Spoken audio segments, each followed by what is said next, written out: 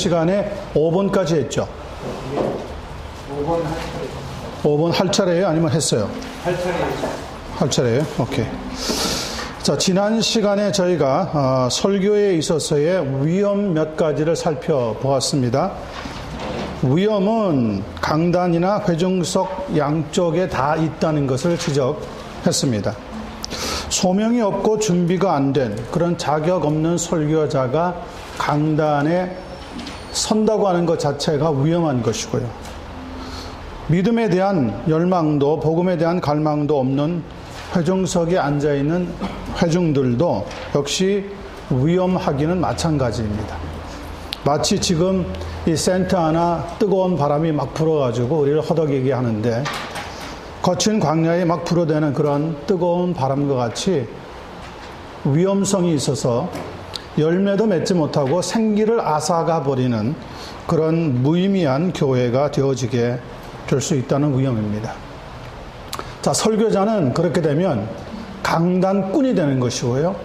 또 회중석에 앉아있는 성도들은 구경꾼이 될 수밖에 없습니다. 오늘 교회라고는 세워져 있지만 강단꾼도 있고 구경꾼도 있는 교회들 때문에 교회가 교회다운 모습으로 나타나지 못하고 있다고 생각이 되어집니다. 지적으로는 성경을 받아들이긴 했지만 말씀의 능력이나 그 능력에 대한 경험 없이 그 능력에 부딪혀서 정말 하나님의 말씀이 살아있구나, 운동력이 있구나 그런 경험을 해보지 못하고 그저 교회에 나오는 것으로 만족해버리는 현대 그리스도인들 상당히 지금 저희들이 심각하게 어렵다는 것을 어느 교회에서나 다 느끼고 있습니다. 그래서 우리는 항상 두 가지 질문을 던져볼 필요가 있는데 첫 번째는 내가 정말 거듭난 그리스도인인가? 예배를 드릴 때마다 교회 나올 때마다 항상 이 질문을 먼저 해보아야 합니다. 내가 정말 거듭난 그리스도인인가? Am I really a born again Christian? Am I really a Christian? 그렇지 않다면 교회에 나올 필요가 없잖아요, 사실은. 전도 받아서 교회에 처음으로 인도 속에 들어온 것이 아니라 나는 그리스도인이라고 생각하고 교회에 오는 분들인데 내가 거듭나지 않았다는 것을 만약에 깨닫지 못한다면, 내가 거듭났다고 하는 확신이 만약에 없다면 예배 자체가 무의미해질 수밖에 없다는 거죠. 두 번째는 나를 구원해 준 영광스러운 복음 앞에 정말 나는 기뻐하는 사람인가? 복음의 말씀을 들을 때 정말 기뻐하는가? 이런 실질적인 지금 문제들을 두 가지 우리가 던져보아야지만 회중석에 앉아서 예배를 드리든 강단에서 말씀을 증거하든 참다운 예수 그리스도의 교회를 현대에도 세워나갈 수가 있다고 생각이 되어집니다. 두 번째, 그러므로 우리는 한 번의 예배로는 부족하다고 지적했습니다. 때로는 거칠게 한 번의 예배만 드리고 끝나는 신앙의 삶은 우리의 삶을 때로는 거칠게 만들기도 하고요. 때로는 자만에 빠뜨리는 위험도 있습니다. 그러므로 성도라고 한다면 모든 예배에 교회가 정해놓은 예배가 있으면 모든 예배에 가급적이면 참석하는 것이 가장 바람직한 신앙생활을 살아갈 수 있습니다. 여러분, 교회 외곽에서 아주 뜨거운 열망 같은 집회나 운동이 생겨날 때 그런데 많이들 빠져드는 사람들이 있습니다. 그러면서 자기가 섬기고 있는 교회의 예배는 등한시하는 분들이 참 많이 있습니다. 교회 역사를 보십시오. 그런데 누가 진짜 문제를 일으켰는가? 교회 역사를 찬찬히 공부해 보면 자기가 섬기고 있는 교회에 꾸준히 예배에 참석하면서 신앙생활 한 분들은 큰 요동이나 흔들림이 없습니다. 그리고 대를 이어가서 신앙이 잘 전달이 되어지는데 갑자기 뜨거워진 사람은 갑자기 뜨거워진 것이 사라지고 또 냉랭한 신앙으로 돌아갈 때가 많습니다. 그리고 대부분 어떤 교회를 가든지 잘 적응을 못합니다. 왜냐하면 갑자기 뜨거웠던 그 경험만 생생하게 남아있기 때문에 어느 교회가 그런 사람들을 만족을 시켜줄 수가 있겠습니까? 그러므로 회중의 의무는 모든 예배에 참석하는 것입니다. 특별히 내가 빠진 그날 마침 어떤 성령의 역사가 일어날지 우리는 예측할 수 없다고 하는 것이 오늘 교회의 신비이고 예배의 신비라는 것을 기억하시길 바랍니다. 세 번째, 들을 마음이 없는 회중을 그렇다고 해서 위한다고 하는 명목으로 설교 시간을 줄인다든지 그에 맞는 프로그램을 갖추는 것은 길게 보면은 결국 우리의 무엇을 죽이는 겁니까? 영성을 죽이고 마는 것입니다. 초대교회를 보십시오. 초대교회는 자원하는 심령으로 모였습니다. 그래서 사도들이 그렇게 모인 성도들을 돌려보내는 것이 모으는 것보다 더 힘들었다고 지적을 할 수가 있습니다. 설교에 대한 갈망, 예배에 대한 어떤 열망이 우리의 마음속에 심겨지면 예배 시간이 길다고 느껴지지도 않고 짧다고 느껴지지도 않고 정말 살아계신 하나님과 매일매일 만난다고 하는 그 흥분과 기쁨이 생겨날 때 오늘 교회가 살고 이 시대가 살고 성도가 살아갈 수가 있다고 하는 것이었습니다. 좋은 역사적인 예를 보면 1517년 이후에 일어났던 종교개혁 시대, 마르틴 루터라든지 존 캘빈과 같은 분들은 거의 매일 설교를 했습니다. 거의 매일. 그래서 매일 예배 드리기 위해서 성도들이 모여서 설교를 들었습니다. 그럴 때 교회가 한 시대를, 한 세상을 변화시키는 엄청난 역사가 일어났다는 것을 보여주고 있습니다. 거의 150년 뒤에 일어났던 청교도 운동도 마찬가지입니다. 한 동네가 하나님의 말씀을 듣기 위해서 모두가 다 모이는 엄청난 역사가 일어났습니다. 1776년 이후에 있었던 미국에서 1차 또 2차 대각성 운동이 일어났을 때도 마찬가지입니다. 성도들이 모여서 하나님의 말씀을 듣기 위한 갈망으로 가득 찼을 때 세상이 변화되는 놀라운 경험을 하게 되었던 거죠. 자, 오늘 이런 역사적인 교회의 신뢰를 들어가면서 저희들은 메시지의 성격 제8과에 남아있는 부분들을 살펴보도록 그렇게 하겠습니다. 5번, 들을 마음이 없는 사람들이 있습니다. 문제는 점차 회중이 예배의 길이를 조정하려고 하는 경향이 많이 지금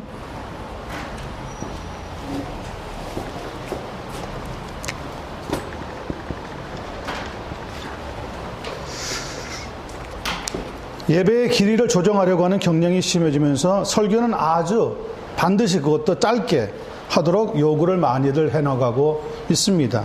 15분, 20분, 길어야 25분 설교로 자꾸 오늘 현대인들의 심성에 맞춘다고 하는데 역시 문제가 있다는 것을 생각하지 않을 수가 없습니다. 성령이 역사하실 공간과 시간을 제한하게 되는 결과를 낳기 때문에 그렇습니다.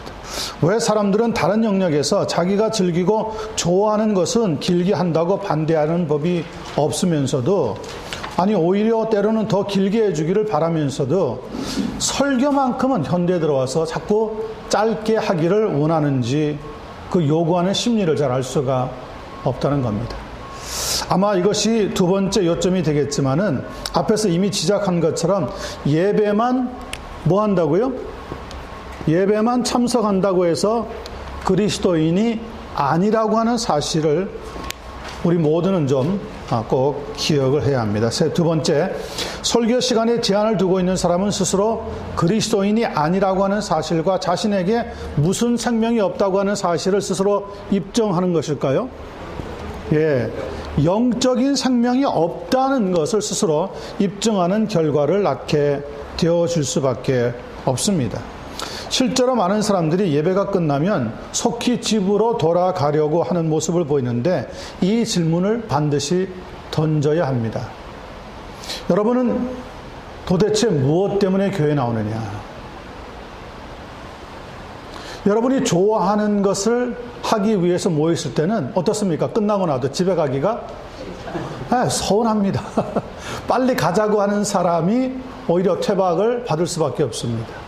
그런데 하나님 앞에 예배드리고 살아있는 하나님을 경험한다는 이 설교와 예배 시간을 통하여서 그런 마음을 쏟지 못한다면, 그리고 빨리 집에 들어가기를 속히 가서 무슨 할 일을 기다리고 있다면 스스로 나는 영적인 생명에, 영적인 기쁨에 그렇게 큰 관심이 없다는 것을 입증하는 것밖에 아니 된다고 생각할 수가 있습니다.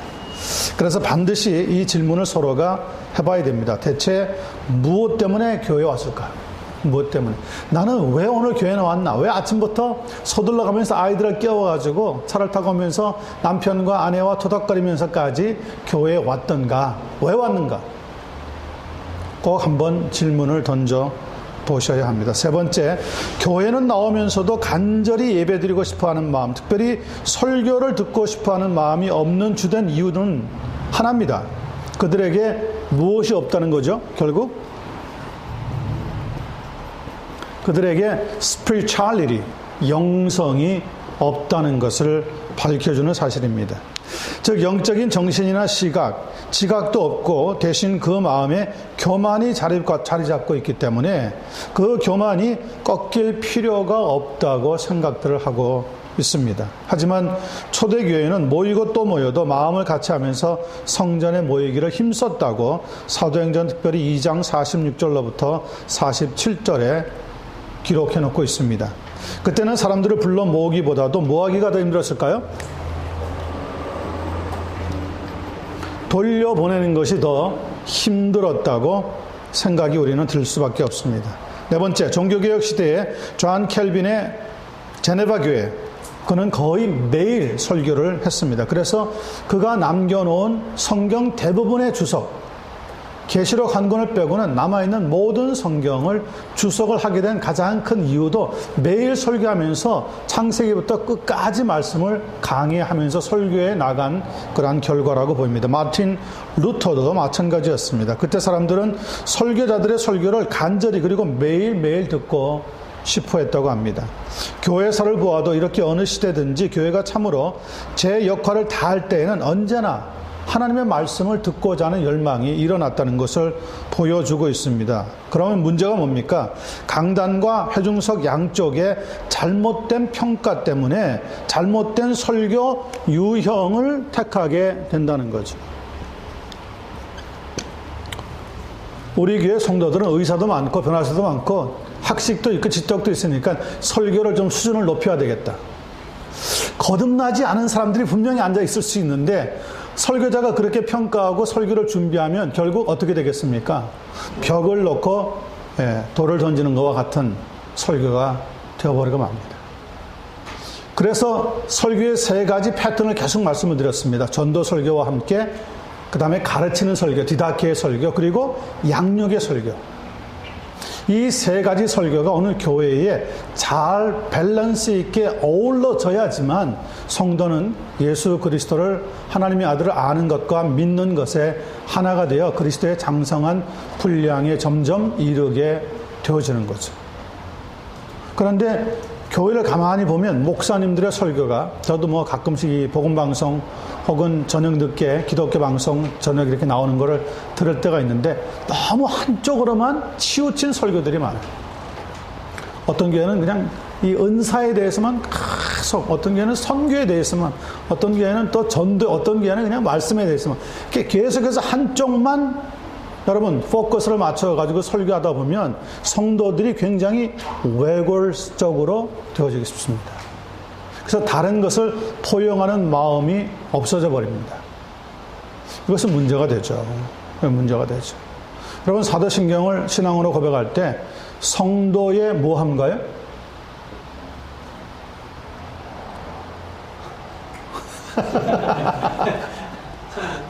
네. 성도의 교통함과. 성도의 교통한다는 게 무슨 말이죠? 네, 그게 우리 교회에 있는 성도들끼리만 교통한다고 하는 뜻이나요? 아닙니다. 거기에 나와 있는 성도의 교통이라고 하는 것은 이 땅에 있는 모든 성도들이 그리스도 안에서 복음으로 교통하는 삶이 있다는 거예요. 그래서 유니버셜 철치라고 하는 개념이 파생하는 거죠. 그러면 나만 하나님을 믿는 게 아니라 옆에 있는 교회 성도도 하나님을 믿고 있다고요. 그러면 우리가 우리 교회의 부흥과 성장과 사역을 위해서 기도할 때 같은 교회라면 옆에 있는 교회를 위해서도 기도하는 마음이 있어야 되죠. 내 교회만, 내 가정만 위해서 하는 기도들은 굉장히 이기적인 기도입니다. 옆에 있는 교회가 개척교회든지 자그마한 교회든지 중견교회든지 큰 교회든지 상관없이 이 땅에 있는 모든 교회가 성도 안에서 성도들이 교통해야지만 되는 그리스도의 교회라면 서로의 교회를 위해서 기도해 줄 수 있는 마음, 그렇게 해서 품을 수 있는 마음이 돼야 돼요. 생각으로만 아니라 말로만 아니라 정말 그렇게 복음 안에서 교통할 수 있는 삶이 이루어져야 한다는 것입니다. 자, 6번입니다. 하나님은 그런데 인원수도 사용하신다고 하는 것을 기억하셔야 됩니다. 이게 교회 성장이라고 하는 측면에서 말하는 게 아닙니다. 전도라고 하는 측면에서 말씀을 드리는 겁니다. 1번, 이것은 최소 한도의 권면이기도 하지만 교회의 모든 예배에 참석해야 하는 뚜렷한 이유를 찾을 수가 없다면 인원수를 채우는 것만으로도 큰 가치가 있다는 것을 우리는 좀 생각을 해볼 필요가 있습니다. 2번 보십시오. 이런 권면을 하는 이유가 있습니다. 갑자기 큰 문제에 빠진 어떤 사람이 여러분의 집 근처, 교회 근처에 있다고 한다면 그 사람이 도움을 청할 만한 사람이 주변에 있는지 살펴보려고 할 겁니다. 어려움을 당하면 아무래도 주변에 있는 안심연이 있는 사람들에게 도움을 구하려고 하겠죠. 그러다가 우연히 예배드리고 있는 교회를 발견하고는 혹시 도움을 얻을 수 있지 않을까 해서 찾아올 경우가 있는데, 그런데 거기에 참석한 사람들이 소수에 불과한 데다가 그나마 그 사람들도 불행해 보이고 설교가 시작되었는데도 자꾸 시계만 들여다보고 있다면 그 사람의 마음속에 어떤 생각이 들겠습니까? 아, 여기도 별로 소용이 안 되는구나, 내게는. 그리고 교회를 떠나면 어쩌면 영영 교회에 찾지 않을 수도 있게 된다는 거죠. 그런데 반대로 교회가 사람들로 꽉 차 있고 참석한 사람들의 얼굴에 기대감이 넘쳐 보이고 설교가 시작되자마자 무언가 성도들이 갈망하는 모습이 보인다면, 예? 무언가 갈망하는 모습이 보인다면 여기에 정말 무언가 있나 보다, 이 많은 사람들을 한자리에 끌어모을 수 있는 힘은 과연 무엇일까 하면서 묻고 오는 기대감을 얻을 수가 있게 된다는 거죠. 우리의 모임이 그냥 우리의 모임으로 끝나는 것이 아니라 하나의 전도의 수단으로 어려움을 만난 사람들에게 복음을 나누어 줄 수 있는 수단으로 사용될 수도 있는 기회가 찾아온다는 거예요. 그런데 우리는 이렇게 넓은 의미로 예배에 참석하는 데에 기대감을 주지 않죠. 그저 나의 만족을 채우기 위해서 굉장히 이기적인 생각으로 편견을 가지고 나오기 때문에 예배도 은혜가 안 되지만은 다른 사람에게도 도움을 주지 못하고 예배 끝나기가 무섭게, 어떤 분은 축도하기도 전인데 그냥 사라지고 없는 사람이 있어요. 정말 gone with the wind. 바람과 함께 사라졌어요. 바람과. 예배는 축도가 다 끝나고 파할 때까지 끝난 게 아닙니다, 사실은. 예배는 여러분들이 교회에 들어서는 순간부터 이미 시작이 된 거고요.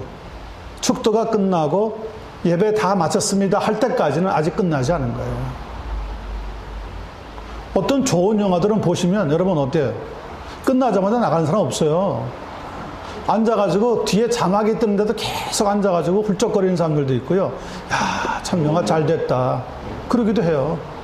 사람이 만든 작품에도 그렇게 빠져드는데 이 세상을 만드시고 우리를 구원하시고 사랑하시고 복을 주신다고 약속하고 있는 하나님 앞에 예배를 드리면서도 빨리 끝나기를 원하고 끝나자마자 사라지기를 원하는 발걸음이 된다면, 여러분, 그런 발걸음이 누구를 인도하겠습니까?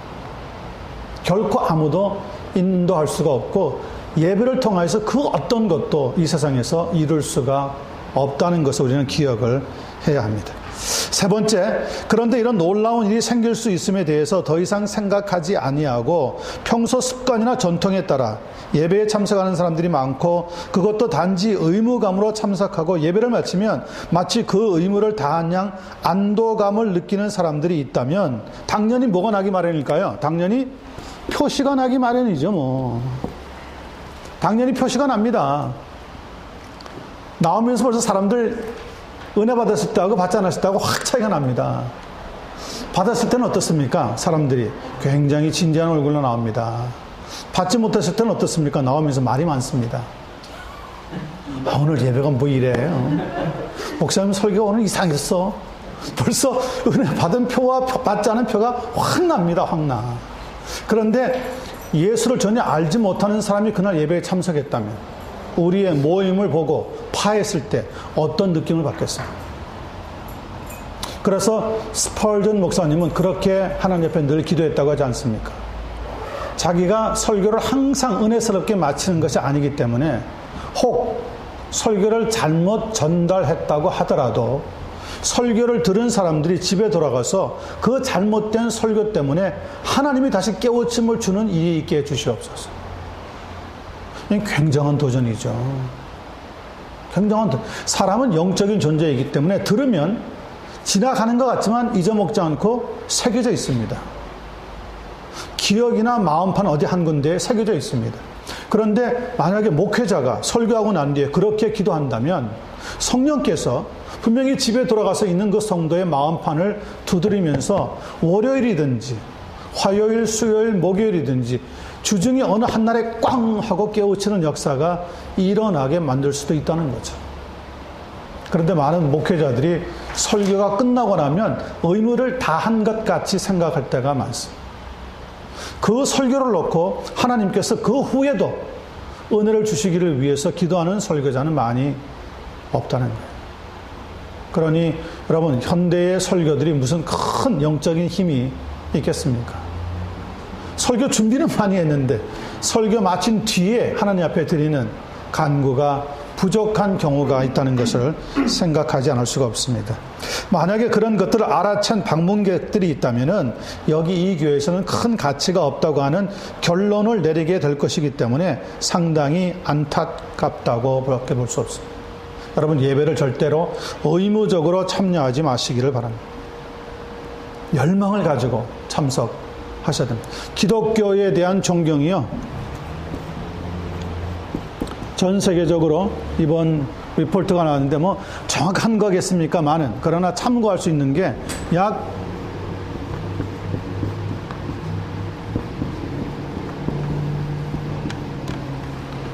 3, 4년 전에만 해도 기독교에 대해서 전 세계적으로 약 25%의 인구가 기독교는 그래도 괜찮다 하던 그 퍼센테이지에서 지금은 11.8%로 줄어들었다고 합니다. 이거는 뭐 절반 이상으로 뚝 떨어진 거죠. 그러니까 기독교에 대해서 더 이상 매력이 없는 거예요. 왜 그럴까요? 오늘 세상에 들려지는 설교도 그렇고 성도들의 삶을 통해서 보여주는 삶의 설교도 그렇고 믿지 않는 사람들에게 도전이 전혀 안 된다는 거예요. 전혀 안 된다는 거예요. 그래서 참 안타까운 일이라고 밖에 볼 수가 없어요. 그래서 우리에게 필요한 게 뭡니까? 권위의 회복이 필요한 거죠. 7번. 이 모든 것의 결론은 결국 한마디로 정리할 수 있습니다. 강단의 권위가 있어야지만 한다는 겁니다. 오늘날 교회에 가장 필요한 것, 오늘 교회에 가장 필요한 것은 이러한 강단의 큰 권위를 되찾아야 한다는 겁니다. 어떻게 그러면 이런 권위를 되찾을 수가 있을까요? 몇 가지 신뢰를 우리가 생각해 봅니다. 1번, 영국 감독교회인 성공회 에피스코펄 처치, 앵글리칸 처치에서는 이전에 강단의 이 권위 문제에 심각한 고민에 빠졌습니다. 점점점 영국 국교회인데도 불구하고 영국 국민들이 성공에 나오는 출석률이 줄어드는 거예요. 자, 도무지 어떻게 이 영국 국교회를 새롭게 강단부터 시작해서 교회의 권위를 회복할 수 있겠는가, 여러 가지로 고민을 갖고 토의를 거친 결과 무엇을 했느냐? 설교자의 역할 중에서 무슨 부분을 강조하기를 시작했느냐? 제사장적인 부분.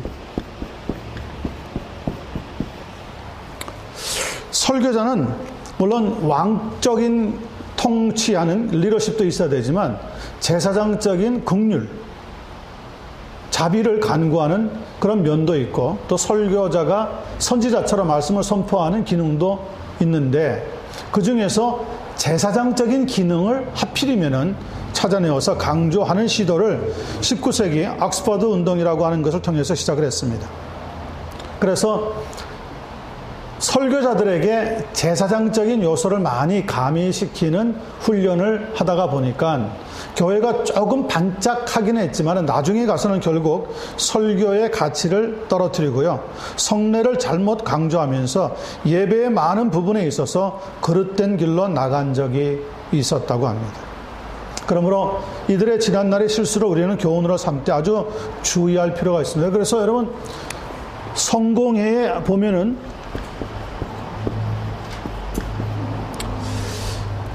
강단 쪽에 향을 피운다든지 혹은 그 향을 이렇게 흔드는 거라든지 등등이 여러 가지로 천주교하고 많이 닮았습니다.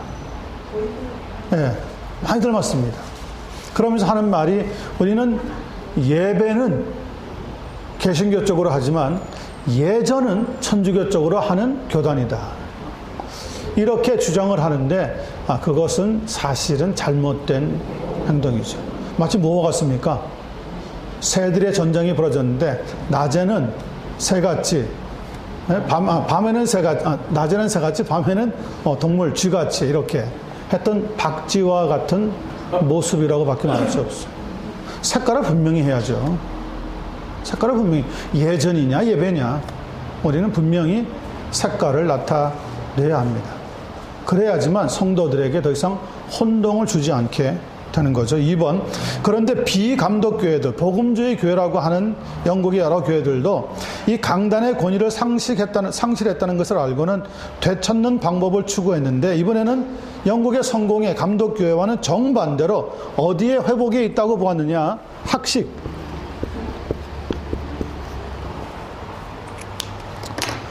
그러니까 제사장적인 어떤 감성적인 부분을 많이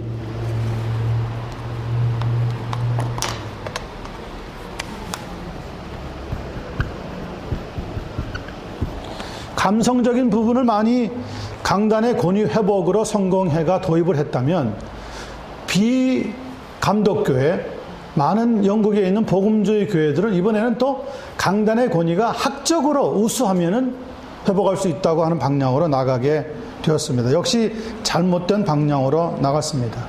그러다 보니까 교회가 뭐만 커지는 겁니까? 예? 머리만 커지는 거예요, 머리만. 가슴은 없이. 자, 3번.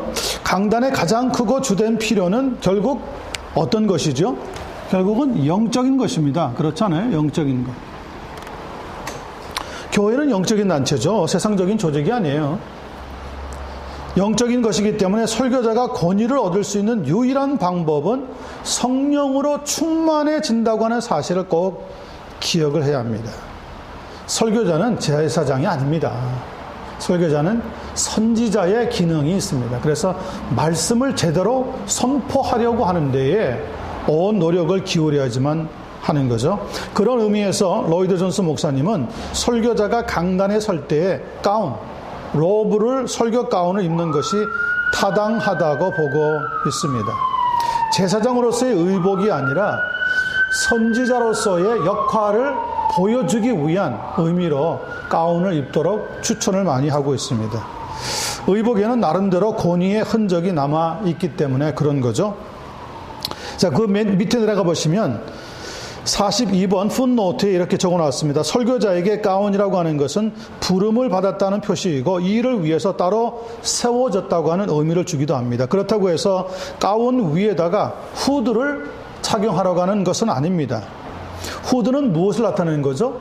자신의 학적인 무슨 우수성을 나타내는 거예요.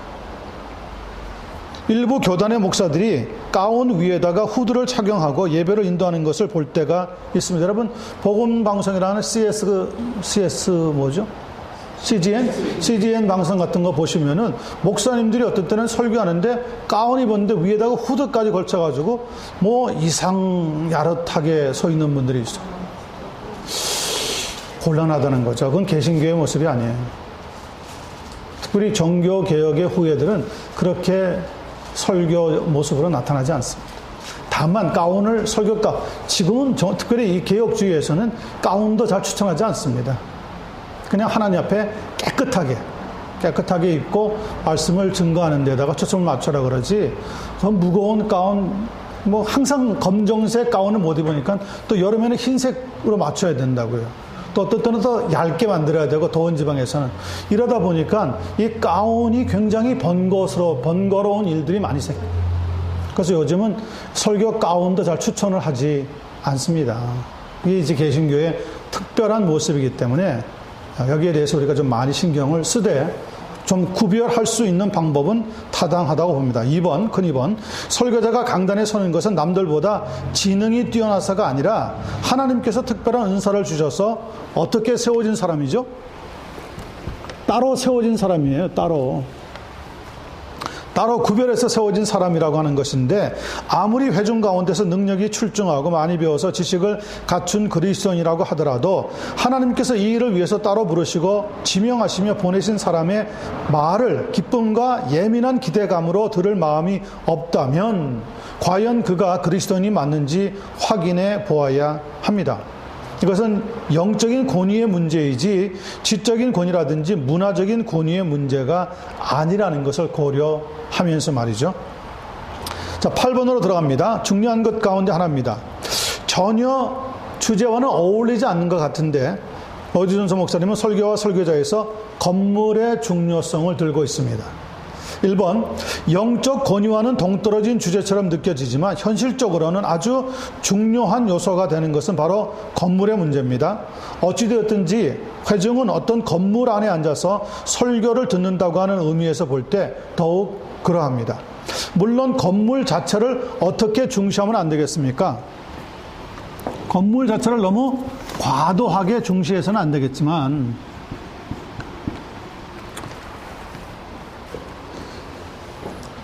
13세기부터 15세기 말까지 유럽의 중세교회들은 무엇 하는데 총 집중을 했습니까?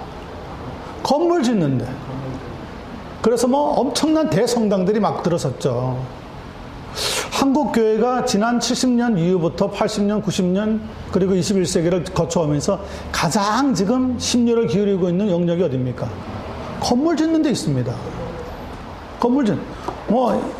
일명 뭐라고 하느냐면요, 세계에서 제일 큰 교회를 짓자. 이 세계 제일 큰 교회라는데 이 매력을 느끼는 것 같아요. 예수님께서 제자들과 나누신 말씀을 성경을 통해서 듣고 배워놓고도 그런 허상을 가지고 있습니다. 예수님이 뭐라고 그러셨습니까? 제자들과 어느 날 함께 예루살렘을 지나가면서 성전을 제자들이 보여주면서, 예수님, 이 건물이 얼마나 화려하고 얼마나 멋있고 얼마나 오랫동안 잘 지은 건지 아십니까? 예수님이 뭐라고 그러셨어요? 야, 우리도 저런 건물 하나 짓자. 논 팔고 땅 팔고 집 팔고 다 팔아서 우리도 저런 건물 버금가는 거 하나 짓자, 옆에다가. 그러셨습니까? 그러셨으면 우리도 지금 다 팔고 지어야 됩니다. 왜? 성경에 기록되어 있으니까. 근데 예수님은 저 건물을 보느냐? 다 헐어버려라. 내가 3일 만에 다시 세우리라. 무슨 말입니까? 하나님의 나라는 건물에 있는 게 아니라는 거죠. 솔로몬이 성전을 막 지으려고 할 때 하나님이 짓도록 허용은 했지만 다 짓고 나서 큰 예배를 드릴 때 하나님이 뭐라고 그러셨습니까? 내 이름이 저곳에 갇혀 있는 줄 아느냐? 하나님이 사람의 손으로 지은 건물 안에 갇혀 있을 줄로 생각하느냐? 다만 너희들이 저기에서 하나님이 나를 기억하고 거룩하게 예배로 구별하겠다고 하니까 내가 너희들을 도와주긴 하겠지만, 그러나 하나님은 건물 속에 갇혀 있는 그런 하나님이 아니라. 근데 사람들은 미련하게 왜 자꾸 건물을 크게 하려고 할까요? 그것은 말로는 하나님이 다 하셨습니다 하지만 사실은 하나님이 한 게 아니라 자기네들이 했다는 것을 과시하기 위해서 그러는 거예요. 문제가 많아요. 자, 계속해서 보겠습니다. 과도하게 중시해서는 안 되지만 건물은 회중이 모인 목적을 성취하도록 도와주기도 하고 또 때로는 방해하기도 한다고 하는 사실을 좀 기억을 해야 합니다. 2번, 그래서 천주교의 대성당들은 하나님의 영광과 위대함을 표현하려고 하는 시도로 시작을 했겠지만 나중에 너무 크고 웅장하며 화려한 건물로 나타나는 바람에 무엇하기에는 거의 불가능한 장소가 되어버렸을까요? 설교하기에는 거의 불가능한 장소가 되어 버렸습니다. 그래서 가장 중요한 예배 기능의 부분을 소홀히 하는 잘못을 그만 범하고 말았습니다. 그러니까 거기에 모이는 신도들이 우매한 신도가 될 수밖에 없죠. 앞에서 뭐라고 사제가 떠드는데 한마디도 못 알아듣는 거예요. 그러니까 뒤에 앉아있는 사람들은 자기들끼리 막 연애 편지 같은 거 주고받고 중세 부분은 그렇게 나와요. 성당 안에서 막 연애하고요. 막 거기 불륜이 일어나고 막 그래요. 지금 현대교회는 안 그런 것 같아요. 차분하게 앉아서 열심히 예배만 드리는 것 같은 줄 아세요? 예배 끝나고 나서 여러분 다 성도들 떠난 뒤에 남아있는 주보를 한번 수거해 보십시오. 뭐라고 적어놨는지. 별 이거 다 그려놓고 다 써놓고요. 별 장난 다 해놨습니다. 네. 저는 어떤 것도 발견했냐면 목사님 설교 해놓고 3번 말도 안 되는 이야기를 한다. 이렇게 적어놓은 것도 봤어요. 우리의 생각이 지금 전혀 하나님에게 향하는 것이 아닌 경우가 많이 있다는 것을 볼 수밖에 없습니다. 천주교의 대성당은 결국 오늘날 뭐가 되어버렸죠? 유명한 관광 명소는 되었지만 거기 예배 드리는 사람 없잖아요. 엄청난 돈을 들여가지고 지어놨는데 천장도 벽도 뭐가 남아있습니까? 세계 유명한 화가들의 그림은 남아있는데 관광지가 돼버렸죠. 하나님은 빠져버린 거예요. 네. 그리고 그런데 와가지고 어떻게 합니까? 미술학도들이 이게 막 손으로 막 재가면서 또 화폭에다가 그림, 그걸 보면서 그때 헌금했던 성도들이 만약에 이런 말 하면 안 되지만 만약에 볼 수 있다면 어떻게 생각하겠어요? 야, 저렇게 될 건물에다가 왜 우리가 헌금했던가? 차라리 선교를 하지. 이런 생각이 왜 안 들겠어요? 그런데 오늘 개신교가 똑같은 실수를 지금 반복하고 있다니까요. 그렇게 하다가 문 닫게 된 교회가 대표적인 교회가 어느 교회입니까? 가든그로브에 있는 캐테드럴 교회, 수정교회 아니에요. 가보세요, 수정교회. 바닥에까지요. 뭐 만불냈으면 만불낸 사람의 이름을 마치 명예의 전당, 명예의 길 같이 다 적어놓고 다 벽에 새겨놨었어요. 지금 천주교로 수도원 같이 바뀌면서 다 뜯어내서 다 없앴습니다, 여러분. 이거 얼마나 비극이에요, 비극. 본질을 잃어버리니까 비본질로 쫓겨가는 거죠. 거기에는 누가 항상 역사합니까? 마귀가 항상 역사하는 거예요. 마귀는요, 우리가 우쭐대는 것을 갖다가 계속 부추깁니다. 그걸 잘한다고, 그걸 하나님이 기뻐하신다고 자꾸 부추기는 거예요. 거기에 영성이 떨어져 버리면은요, 그리 빠지는 거예요. 갈 길이 없어요. 많이 보이는 길이라고요. 자, 3번. 19세기 중반까지만 해도 영국과 미국의 개신교회 건물은 만남의 집이라고 부를 만큼 아주 어떤 편이었을까요? 아주 소박한 편이었습니다. 아주 소박했습니다. 소박한 편이었는데 그들 역시 중반 무렵 이후부터는 1차, 2차 대각성이 지나가면서 교회가 막 생겨나니까 이후부터는 고딕 양식을 흉내낸 크고 화려한 건물을 엄청난 돈을 들여서 짓기 시작하면서 아마 지난날 어려웠을 때 보상 심리라는 것이 작용을 했을 법합니다. 결국 그들도 같은 잘못을 범하고 말았습니다. 자, 4번이요. 문제는 그렇게 크게 지은 건물에 여러 가지 장식물들을 끌어들여가지고 소리가 전달되기 힘든 건물들로 만들어 버렸다고 하는 사실에 있습니다. 여러분, 교회가 물질이 정말 없어서도 안 되겠지만 물질이 너무 많아지면 어떤 우를 범하느냐면 바로 중세의 유럽 교회들이 범했던 우를 똑같이 범하게 됩니다. 교회 안이 우상 섬기는 장소로 바뀝니다. 여러분의 교회 강단은 어떤지 모르겠어요. 저는 이전에 한 10년 조금 넘었네. 한국 교회를 방문하게 되었을 때 몇 교회를 가봤는데, 야, 강단이요. 완전히 꽃으로 덮였더라고요. 꽃으로. 그리고 강단하고 성도들이 앉아있는 회중사가 왜 이렇게 멀어요? 높고. 네, 안 들리죠? 그러니까 또 뭘 씁니까? 비싼 돈을 들여가지고 앰프를 사는 거예요.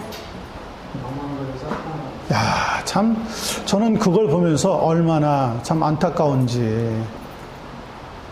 강단을 우상화하면 안 되는 거예요. 여러분, 하나님께서 이스라엘 백성들에게 광야를 지나갈 때 허락했던 성소, 또 가나안에 들어가서 뭐 건물로 짓게 했던 성전을 보면 성소 안에 지성소와 보통 성소가 있는데 성소를 지나고 지성소에 들어가면 뭐만 있습니까? 아무것도 없고 언약궤 하나만 달랑 있습니다. 그리고 그 언약궤 안에도 뭐만 있죠? 하나님 말씀이 표시되어 있는 10계명 돌판 2개밖에 없습니다. 원래 강단에는 아무것도 없어야 돼요. 그런데 이 물질 문화가 계속 교회가 커지고 성장하고 돈이 생기면 물질 문화가 계속 들어오면 교회 내부 장식부터 들어가는 거예요. 그래서 그 앞에다가 막 갖가지 시설을 갖추고 꽃으로 막 야, 대단하더라고요. 아니 나중에 앞에 있는 사람들은 성령의 향기가 아니라 꽃향기에 취해가지고 예배를 못 드린다고요. 못 드려요. 꽃 알러지 있는 사람들은 큰일 나죠. 어떤 사람은 그런 분들이 있어요. 생화를 갖다 꼽아야 되지 교회는 조화를 놔두면 안 됩니다. 저도 그 말은 동의는 하는데 생화라고 하면은 밭에 있는 걸 그냥 그대로 갖다가 놔야 되는 거 아닌가요? 꺾어서 갖다 놓은 꽃꽂이의 꽃은 생화가 아니라 사실 죽은 거잖아요. 그게 무슨 생화예요? 근데 그거를 한 주에 뭐 한 사람당 100불, 200불 해가지고 막 갖다. 여러분 LA만 해도 지금 홈레스 피플들이 얼마나 많은데요. LA에 아마 이 미국 교회, 한인 교회 다 합쳐가지고 한 2,000, 3,000 교회 있다고 생각하면 한 주에 꽃값으로 들어가는 것만 따져도 여러분 수십만 불 됩니다. 교회가 그거 포기하고요. 이쪽으로만 돌려도 엄청난 일들을 할 수 있죠. 사실은. 네, 그럼요. 그것도 뭐 일주일, 한 달 쓰는 겁니까? 그날 쓰면 끝입니다. 끝. 좀 우리가 하나님이 주신 지성을 하나님 나라 위해 사용하는데 좀 써야 합니다. 그런 거 잠시 안 즐겨도 하나님이 그런 꽃이 없어서 드린 예배라고 하나님이 안 받으시는 것 아니란 말이에요. 말씀에 집중하는 이 설교가 다시 새로운 회복되는 기능을 얻어야지만 한다는 것을 볼 수가 있습니다. 4번 문제는 그렇게 크게 지은 건물에 여러 가지 장식물을 끌어들여서 소리가 전달되기 힘든 건물로 만들어버렸다는 것이 가장 큰 문제이고요. 결국 겉으로 드러나기는 복음주의의 발전을 과시하려는 것밖에 안 되었지만 실제로 그런 건물들이 보여주고 있는 것은 뭡니까? 그 안에 있는 교회의 영성은 비참할 정도로 쇠퇴해지고 있다는 것을 보여주는 영성의 상태라고 밖에 말할 수가 없습니다. 그런 것들로 교회를 장식해 놓으면 우리의 영성은 이미 쇠퇴되어 버렸다는 것밖에 말하는 것이 아니라고 볼 수 있습니다. 자, 그러면 교회로서 바람직한 건물이라고 하는 것은 어떨 것일까? 1번, 건물의 크기나 아름다움이 아니라 음향 효과 면에 있어서 소리가 가장 잘 뭐 하는 거예요? 전달되어야 됩니다. 개신교는 말씀의 종교인데, 그리고 기독교는 말씀의 종교인데 말씀이 전달되지 않는 예배, 설교는 사실 무의미한 거죠. 2번, 소리가 잘 들려야 한다고 하는 필수 사항을 확보하기 위해서는 무엇을 평평하게 만드는 것이 좋습니까? 천장을 고딕식으로 이렇게 높이 뾰족하게 해놓으면은 뭐에 문제가 있는지 아세요? 소리를 하면은요, 그 소리가 천장에 이 뾰족한 데서 다 잡아먹습니다. 흡수해버립니다. 평평하게 해야 되는 가장 좋은 이유는요, 공명과 전달 때문에 그렇습니다. 부딪혀서 소리가 멀리까지 다 전달되는 가장 좋은 효과는 이 평면에 있습니다. 그런데 오늘 교회들이 새롭게 돈을 지어가지고 짓는다 그러면 어떻게 되냐면 전부 이렇게 높이, 그것도 유리를 넣어가지고 유리가 밖에서 보기에는 좋지만 여러분 그 안에 실내 온도를 맞추려면 얼마나 경제적으로 허비하는 게 많은지 아세요? 그리고 외부에서 다른 사람이 볼 때도 빛이 반사되어 가지고 얼마나 많은 방해를 주는지 몰라요. 소음을 차단하기 위해서는요, 유리가 보통 두꺼워야 되는 게 아닙니다. 엄청 두꺼워야 되는데 그런 유리를 사서 집어넣는다는 것은 경제적으로도 막대한 돈을 요구한다는 것을 우리는 기억을 해야 합니다. 그런데 영성이 없어요. 그런 데서. 자, 3번. 교회의 역할과 관련하여서 가장 중요한 행위인 설교를 위해서는 강단은 늘 어디에 있는 게 좋습니까? 중앙. 강단은 중앙에 있어야 되는 가장 중요한 이유가 뭐죠? 집중 때문에 그렇습니다. 집중하는 효과를 위해서 그렇습니다. 4번. 설교자가 편안하게 설교하기 위해서는 강단의 높이는 언제나 적절한 높이에 위치하고 있어야 됩니다. 적절한 위치라는 게 뭐죠? 적절한 위치라는 건 설교자의 가슴, 이 상체 가슴 바로 밑 정도에 있어야지만 설교 노트와 성경을 보면서 성도들을 보기에 가장 용이한 과학적인 상태를 이룰 수가 있어요. 이것만 해도 조금 낮아요. 이것만 해도. 조금 더 하여튼 설교자의 가슴과 거의 비슷한 높이에 있어야 되는 이유 중에 하나는 바로 말씀을 제대로 보면서 증거하기에 효과적이기 때문에 그렇습니다. 키가 작은 분을 위해서는 그러면 나는 이만큼 맞춰놨는데 키가 작은 분 설교자가 오면 어떻게 합니까? 네, 높은 의자를 갖다가 주셔서 그거와 맞춰 주셔야 됩니다. 그게 가장 그날 말씀을 듣는 성도들에게 효과적으로 전달될 수 있는 좋은 방법입니다. 목사님 기도하시고 마음껏 하십시오. 물론 마음껏 하죠. 그러나 강단에서 자유를 얻지 못하면 설교하는 것도 자유롭지 못하다는 것을 성도들도 그렇고 목회자도 그렇고 설교자라면 항상 늘 기억하고 있어야 됩니다. 그래서 5번 보시면 강단에서의 자유를 허용하려면 강단에서의 자유입니다. 자유를 허용하려면 보면대의 실제적인 높이는 가슴 바로 아래 부분이 너무 좋다는 겁니다. 근데 목사님 실제로 이렇게 강대상이 이렇게 좀 높은 강대상 정말 보지 못한 것 같아요. 그렇죠. 네. 네. 어떤 교회 가면요 강대상이 또 너무 높아요. 그래서 요 정도밖에 안 보이는 교회도 있어요. 어떤 교회는 아직 싱글로 갖다 놔가지고 이게 성경도 놓지 못하고 설교 노트도 놓지 못하고 아주 이상하게 만들어 놓은. 크리스탈로 된 강대상을 요즘 많이 쓰니까 네. 이렇게 목사님 서 있는 모습 다 보이고. 다 보이죠. 네. 물론 다 장단점은 있지만은 현대 교회가 지나치게 그런 어떤 유행이나 패턴을 따라가는 것은 저 개혁주의 입장은 아닙니다. 개혁주의에서는 항상 이 강단의 중요성 중에 하나가 뭐냐면 설교자가 자신을 드러내지 않고 말씀의 권위만 나타나기 위해서 사실은 대부분 자기가 말할 수 있는 범위만 놔두고는 감추는 것이 가장 좋습니다. 네.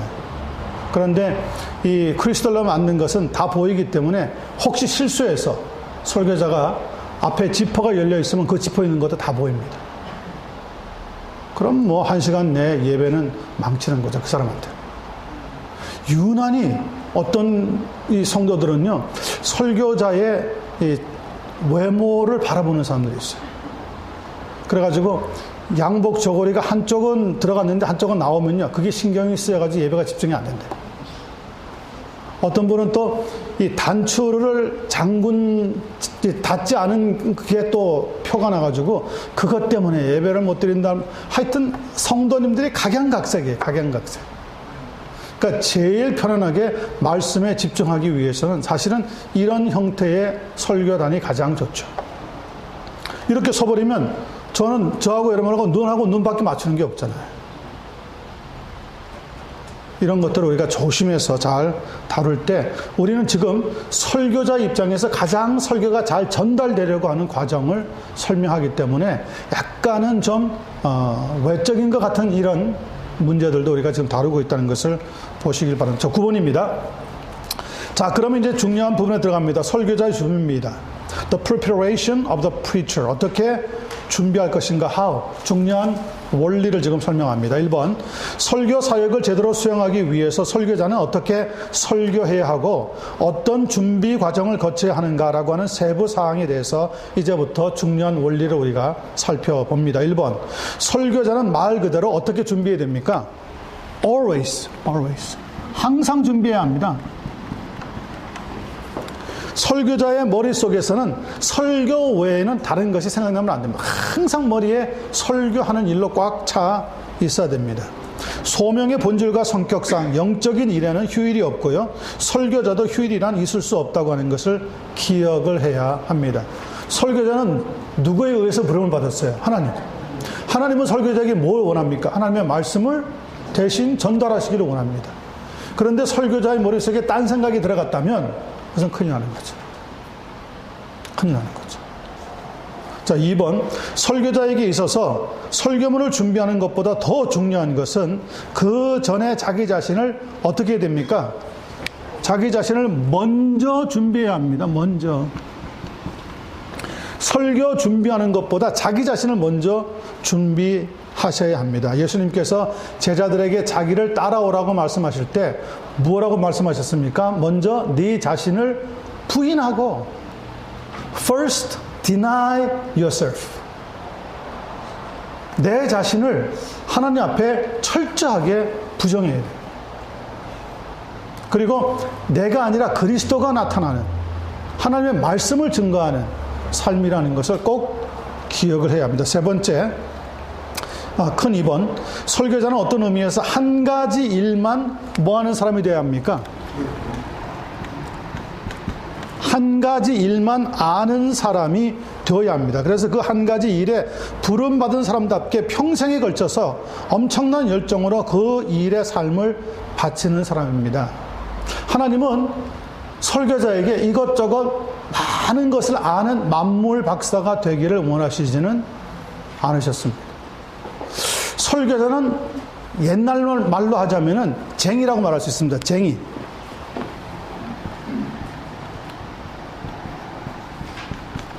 쟁이라는 건 뭡니까? 쟁이. 쟁이라는 것은 어떤 한 가지 일에 몰두하는 사람이에요. 다른 건 몰라요.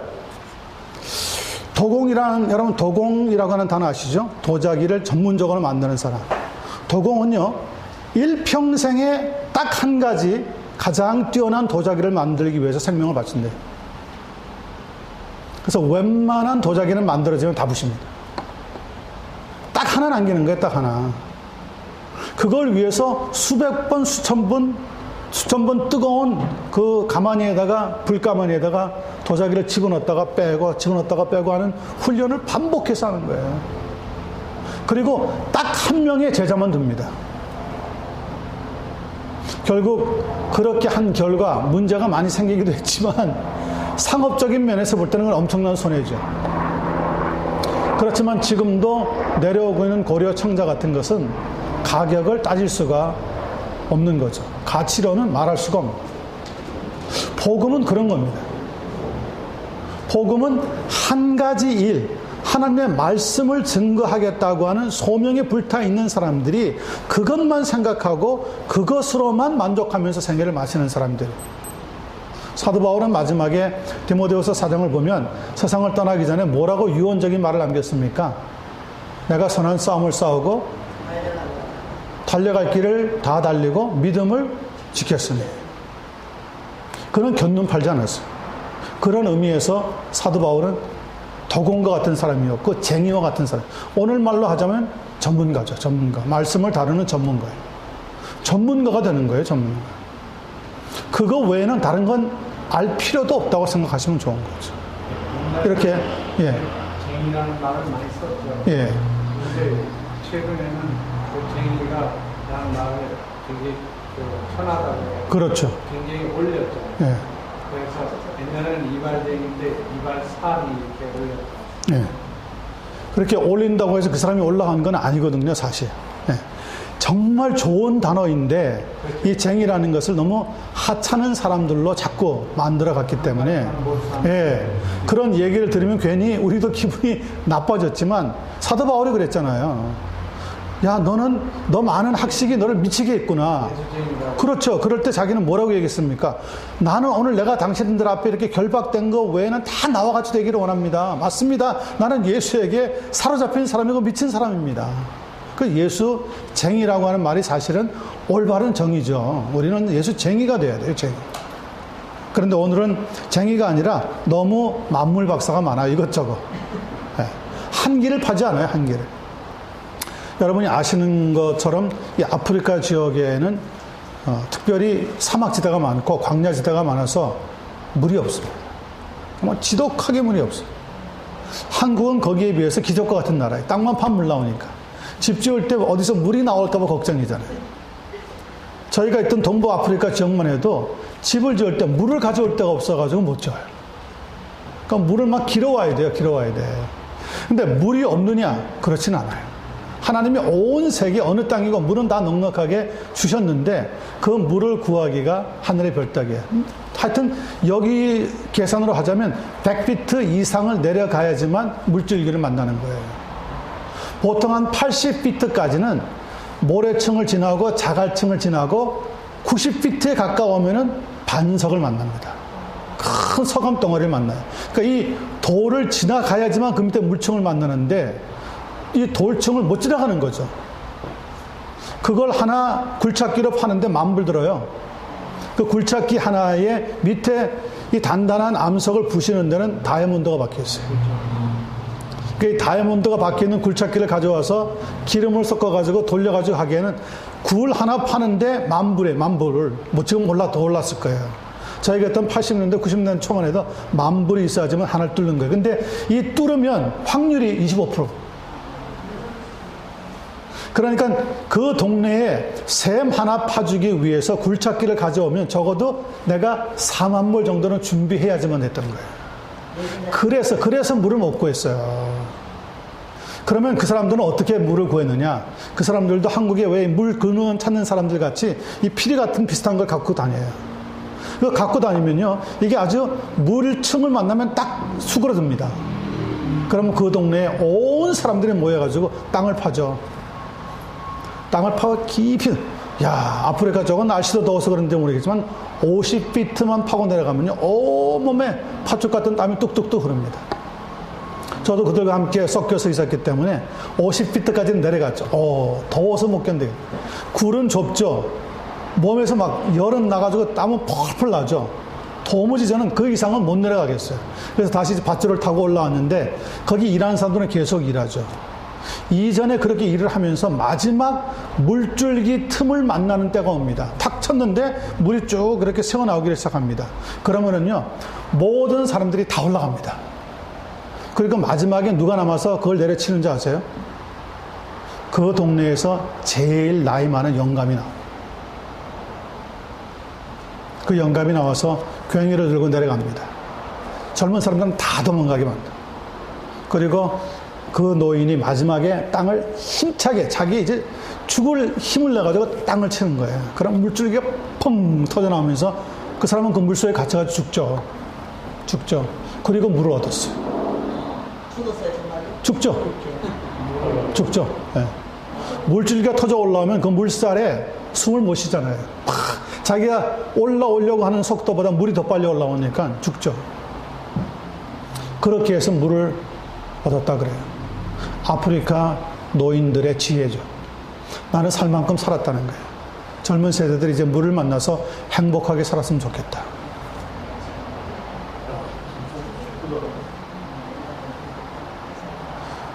그런 숨은 이야기 속에서 뭘 찾느냐?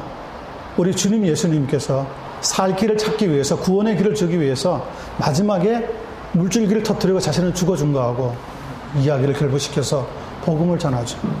복음을 전하죠. 그런 의미에서 설교자는 말씀을 파는 사람이 돼야 되는 거예요, 말씀. 거기에 생명을 걸어야 되는 거예요, 거기에.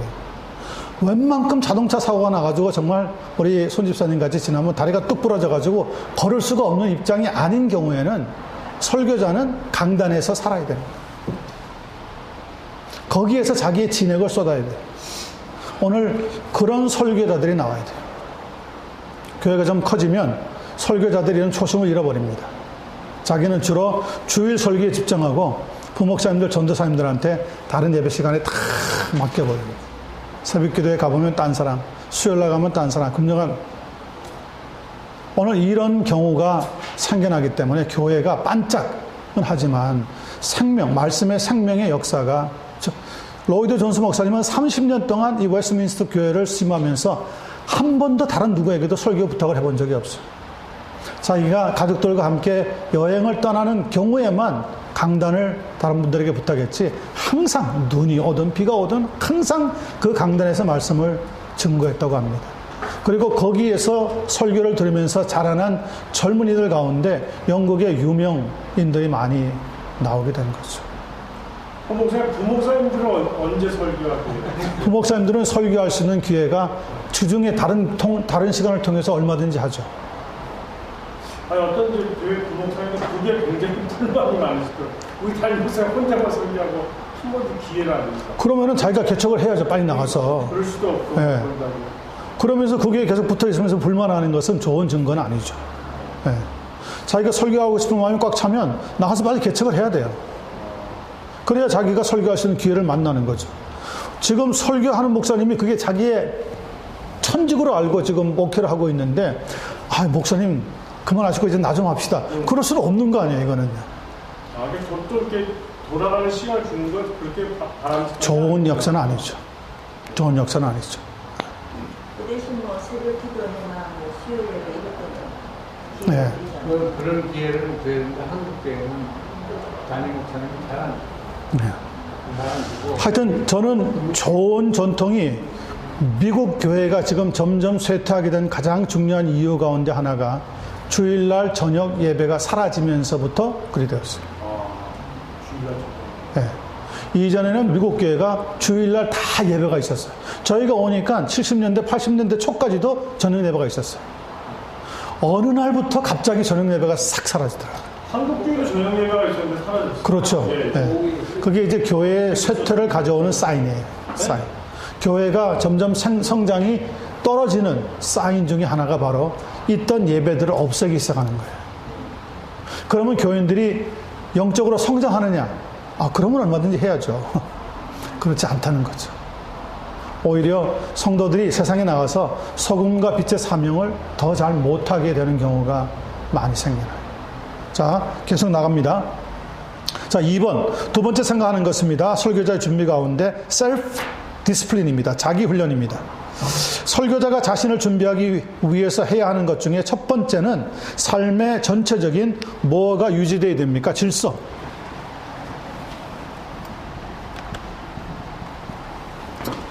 삶의 질서가 잘 유지되어야 합니다.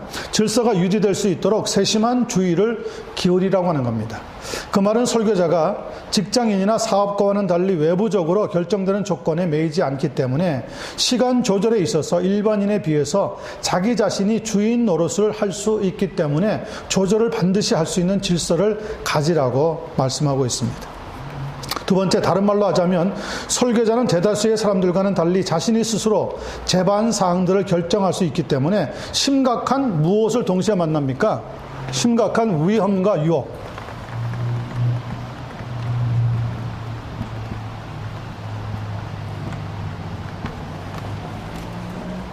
어떤 위험이 많이 있습니까? 돈에 대한 위험이 많습니다. 성적인 유혹이 엄청나게 많이 찾아옵니다. 아무도 옆에서 간섭하지 않으니까요. 자기 자신이 삶을 조절하지 않으면 이런 데 노출되기 때문에 엄청나게 문제가 많이 생길 수가 있다는 거예요. 미국은 그런 게 별로 많이 없어요. 근데 한국 같은 경우는 새벽 기도회 끝나고 목사님들끼리 모여서 대중 목욕탕에 가서 사우나 쭉 빼고 그 다음에 아침에 뭐 아주 따끈한 해장국 한 그릇씩 먹고 그 다음에 하루의 일들을 시작하는 사람들이 많다 그래요. 글쎄, 문화가 그렇기 때문에 어쩔 수 없다라고도 말할 수 있겠지만 그 시간대가 로이드 존스 목사님이 얘기할 것 같으면 굉장히 중요한 시간대라는 거예요. 특별히 설교자는 오전 시간을 잘 활용하고 딱 붙잡아야 되는데 그렇게 하고 돌아오면 벌써 10시, 11시가 돼버리는 거예요. 그러면 하루의 절반의 시간을 다 그렇게 날려버리고 그 다음에 오후에 뭐 하려고 그러면 그때부터는 이제 뭐가 찾아옵니까? 졸음도 찾아오고 피곤도 하고 신방 나가야 되는데 신방 나가기도 싫어지고 그러다 보니까 슬쩍슬쩍 사이사이에 거짓말도 하게 되어지고 하면서 목회의 진정한 회복이라고 하는 것은 줄어드는 거죠. 마지못해서 흉내는 내지만은 진짜 살아있는 예배를 준비하는 일들은 심각하지만은 줄어들 수밖에 없다고 지적하고 있습니다.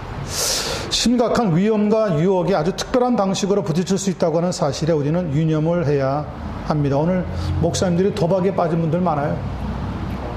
성적인 문제 때문에 오늘 교회 안에 안팎으로 많은 시끄러운데도 자기 친구 목사들이 노예에 딱 중직자로 앉아 있으면 그게 넘어갑니다.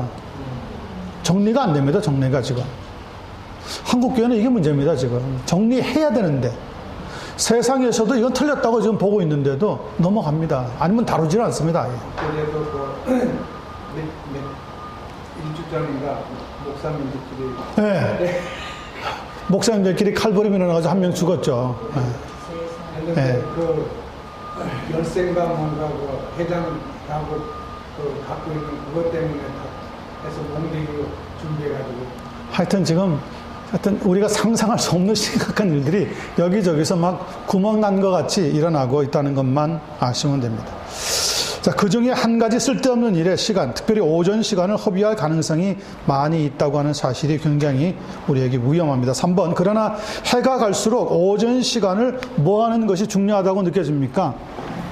확보하는 것.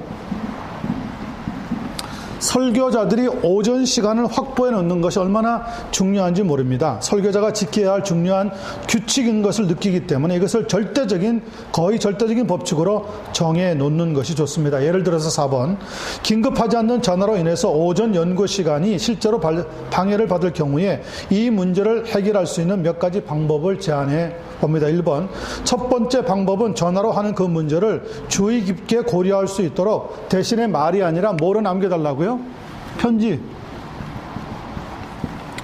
편지나 혹은 메모를 써서 직접 글로 보내주는 것이 가장 현명한 방법이라는 것이고, 두 번째 방법은 오전에는 어떤 전화든지 다른 사람, 아내나 혹은 비서를 통해서 부탁해서 전화를 바꿔주지 말고 메시지만 받도록 하는 것. 메시지만.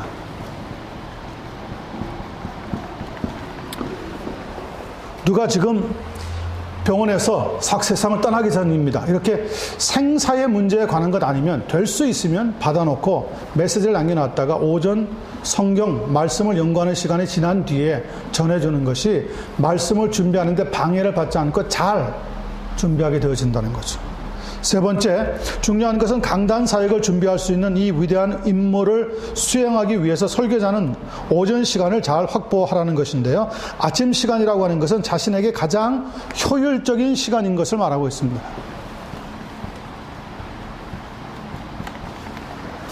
물론 사람마다 조금씩 다를 수는 있죠.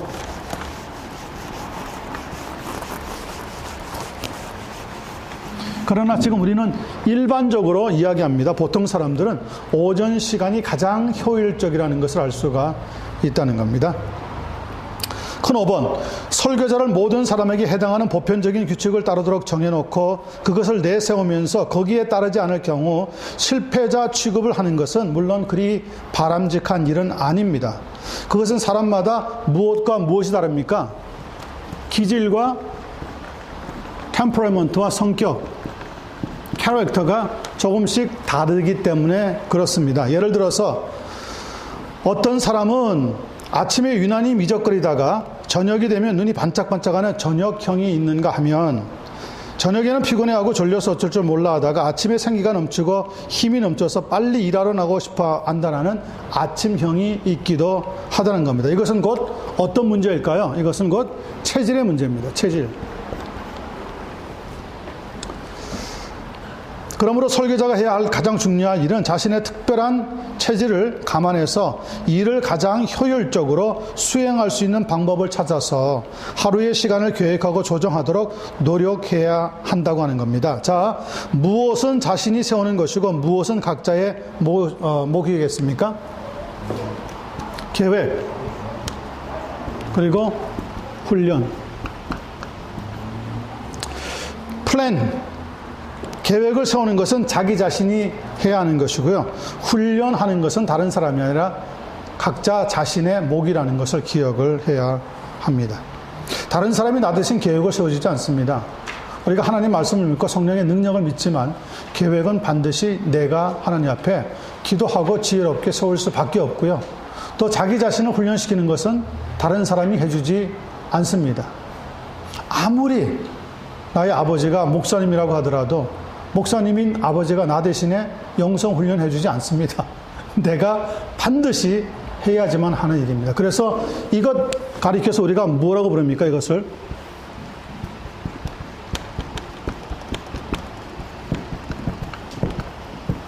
설교자의 성화의 과정이라고 부르는 겁니다. 설교자의 성화의 과정. 다른 사람이 해주는 것이 아니라 설교자 자신이 계획을 세우고 설교자 자신이 훈련을 해야 하기 때문에 그렇습니다.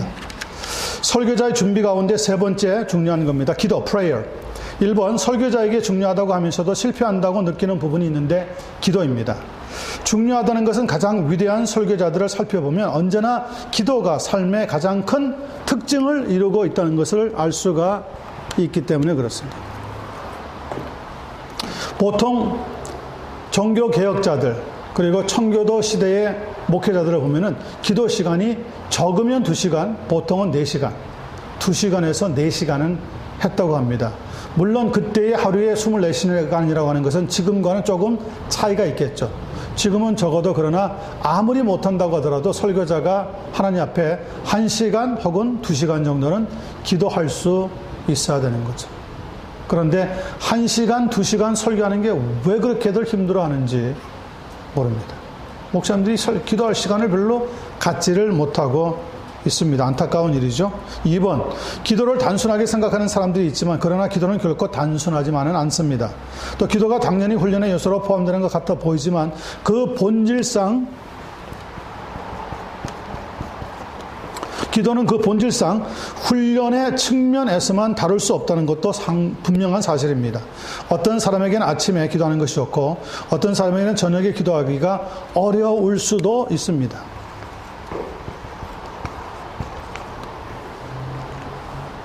어떤 사람은 아침에 기도 잘하는 사람이 있고요. 어떤 사람은 저녁에 기도 잘하는 사람들도 있습니다. 우리 손 집사님은 언제 기도 많이 하세요? 전 저녁 시간. 저녁 시간이요? 언제요? 잠자리에 들기 전에 혹은 들기 전에 얼마나 하루에 30분 정도? 말씀 성경 보면서 한 1시간. 1시간. 아주 그 좋은 훈련이에요. 그 끝까지 그렇게 견지를. 그런 걸 잘 안 나오는데. 아침에 딱 눈 뜨면 뭐가 제일 먼저 생각났어요? 커피. 최 집사님도 그러세요, 아침에? 저는 그 기도는 2년 전까지는 새벽 예배를 통해서 계속 했었어요. 근데 2년 그 교회를 나오면서 새벽 예배를 중단하고요. 저녁 예배 저녁에 자기 전에 묵상하고 기도하는 시간을 가졌는데 요즘에는 피곤하니까요. 기도하다가 자요. 그러니까 제대로 기도하는 적이 없어요. 왜 이렇게 피곤하세요? 글쎄 저도 잘 모르겠어요. 잠이 일단 늦게 자요. 제가 생활 패턴이 좀 그게 있는데요. 얘기를 해보지만 늦게 먹고요. 11시 넘어서 식사 시간이 끝나요. 집사람이 늦게 들어오기 때문에 그러니까는 그게 아주 참 어려운 문제가 있어요. 그러니까 잠도 숙면을 못 자고 숟가락 먹으면 잠깐 대화하고 TV 보다가 앉은 채로 자요. 그럼 들어가 자가서 먹거든요. 아주 패턴이 아주 이상하게 좀 되더라고요. 그래서 새벽에 보기 힘들죠. 그런 시간 조정은 자신이 잘 알아서 효율적으로 조절을 하시죠. 우리 김사님은 어떠세요? 새벽 기도 다닐 때는 새벽에 그 위에 집중할 수 있는 시간이 좀 많죠. 그럼 보통 저녁에 돌아와서 많이 기도하게 돼요? 그렇게 기도할 수 있는 시간이 새벽 시간. 본인이 스스로 생각할 때 자신이 아침형이라고 생각하세요? 저녁형이라고 생각하세요? 저는 새벽 기도 시간이 좀 아니 좋은 것 빼고요. 자기 스스로가 자기 유형이 체질상 나는 아침형이다 혹은 저녁형이다. 아침에 보통 몇 시에 눈 뜨세요? 시계 없이 시계 새벽 기도 갈 시간에 일어나게 돼요? 저절로? 네. 아침형이냐 저녁형이냐는요, 새벽 기도를 한다 안 한다를 떠나서 자기가 스스로 일어날 수 있는 시간이 있어요. 근데 그 시간에 교회 가는 것 때문에 억지로 일어나는 것은 체질이 아니에요.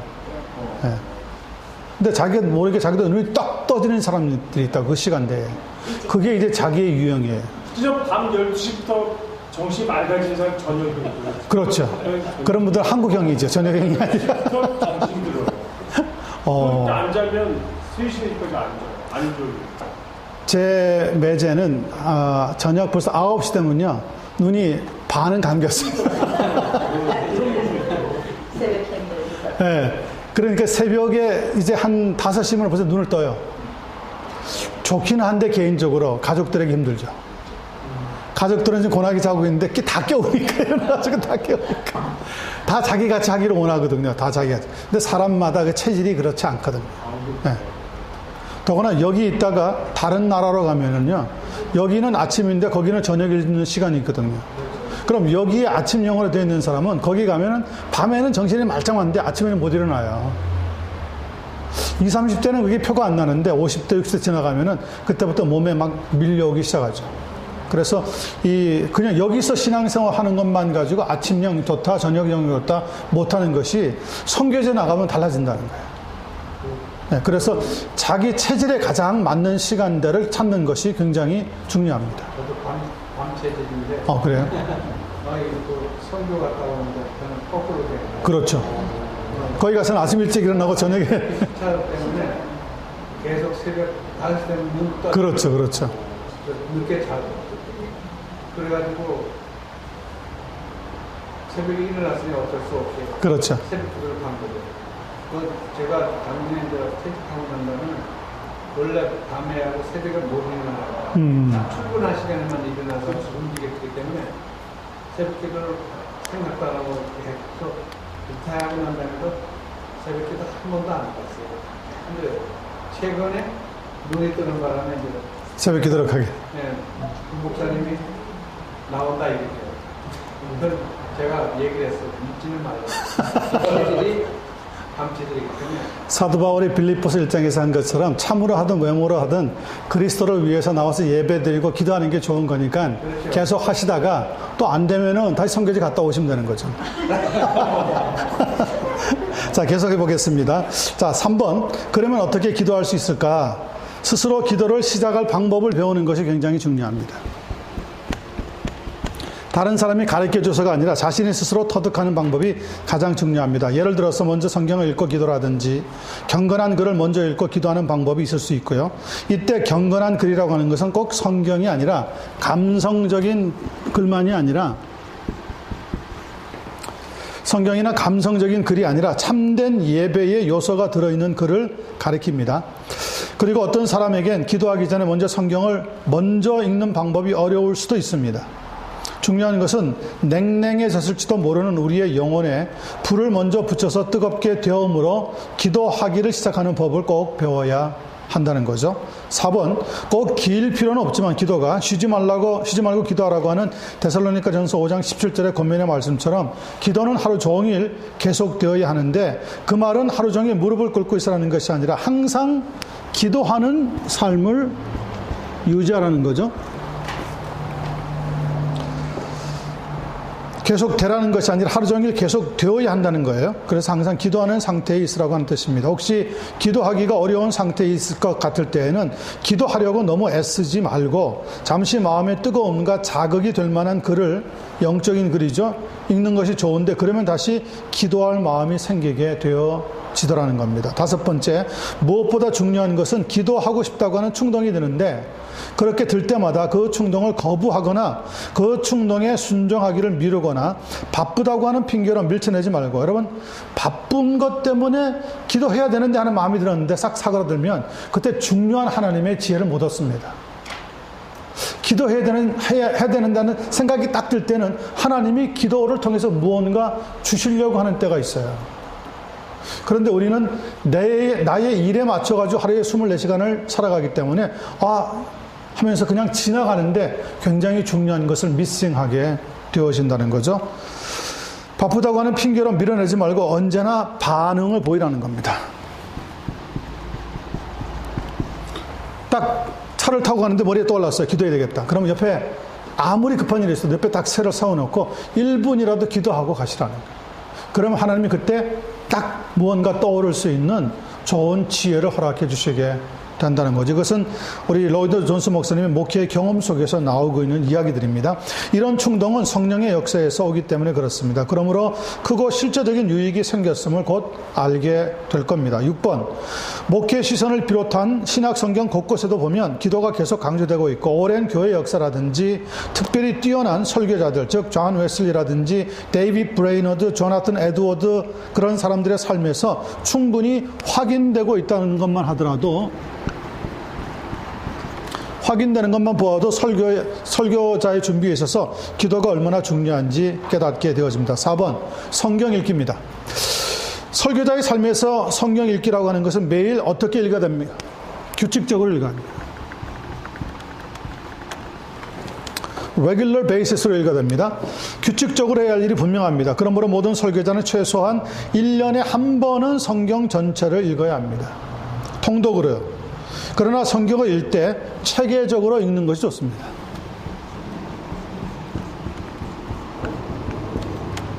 여기저기 자기가 좋아하는 걸 찾아서 읽지 말고 혹은 설교하기 위해서 본문을 준비해가지고 읽지 말고 그걸 제외하고 그냥 창세기부터 계시록까지 계속 체계적으로 쭉 성경의 말씀을 읽어나가는 것이 1년에 한 번 적어도 이렇게 신학교에서 훈련을 받으시는 여러분들도 최소한 성경을 1년에 한 번은 읽으셔야 됩니다. 쉬운 일 같아 보이지만은 이게 쉽지 않습니다. 한번 성경 읽는 거 뭐. 근데 그게 잘 읽어지지 않습니다. 그래서 자기 자신과의 싸움이죠. 2번, 성경을 읽는 자신만의 방법도 있겠지만 다른 사람들이 고안한 방법을 활용하는 것도 유익합니다. 예를 들면은 로버트 머리 맥체인이라고 하는 사람이 자기 교회 교인들을 위해서 작성한 성경 읽기표와 같은 것들이 있습니다. 일명 맥체인의 성경 읽기표라고 불리우는 이 방법은 날마다 성경 넉 장을 읽음으로써 구약은 1년에 한 번, 신약과 시편은 1년에 2번 정도 읽도록 되어 있는데 그러면 자기가 좋아하는 책이라든지 구절만을 골라서 여기저기서 조금씩 읽는 것이 아니라 성경 무엇을 읽습니까? 성경 전체를 읽을 수 있는 기회를 얻게 되어집니다.